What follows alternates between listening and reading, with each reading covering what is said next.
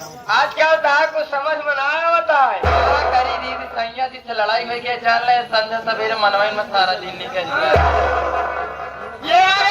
ये आंखों में काजल और होठों पे लाली और माथे पे बिंदिया सजा के कहाँ से आ रही हो कहाँ से जा रही कहाँ पर बिजली। दीदी यही बात तो मैं आपसे पूछने वाली थी कि चश्मा लगा के कान में सिंदूर भर के अच्छा काल कहाँ फैलाने जा रही हो। कहा बताई सारा जरी चलती हम कहे हम पिछुआ ले देखी तब जरे कहाँ जाती है और हम पिछुआरी ना हम चलते। दीदी तुम जाना चाहती हो कहाँ से आ रहे हो और कहाँ जा रही हो।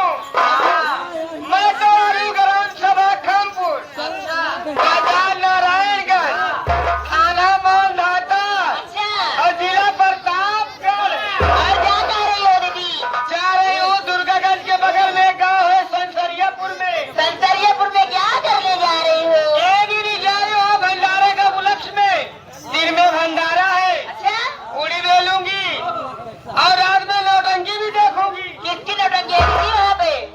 तुम्हें नहीं पता है क्या? पता है हमें। मामा भांजा फिल्म इंटरमेंट। दीदी नाम देखने जा रही हो? दीदी तब तो मैं भी चलूंगी देखने। आकांक्षा देवी जी आप भी चलोगी ना? और जानती हो पार्टी मालिक साहब। मालिक कौन है दीदी बताओ? मालिक हमारे शंकर यादव जी और मेन मालिक हमारे जो भांजा जी है किशन पटेल जी और मैनेजर हमारे हिमांशु डांडा जो पानी पुलिया प्रयागराज वाले हैं। और ये हमारे पार्टी संचालक महोदय। कौन है दीदी? तुम बताओ कौन है? हमें क्या पता चलता है? आप बताओ ना। शिव प्रकाश उन्हीं की पार्टी का प्रोग्राम है। चलो चल वो कहता है आदत ना सही बातों का जहाँ लिया जाए।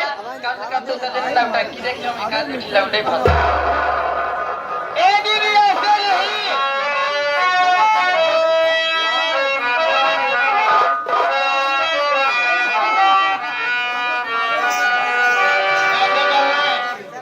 हाँ दीदी रामापुर वाली कहाँ है? चला ना। दीदी सॉरी भंडारा का उपलक्ष्य नहीं दीदी दिन में मेला लगा हुआ था। अच्छा मेला के उपलक्ष्य में। जी चलो दीदी लेकिन ऐसे नहीं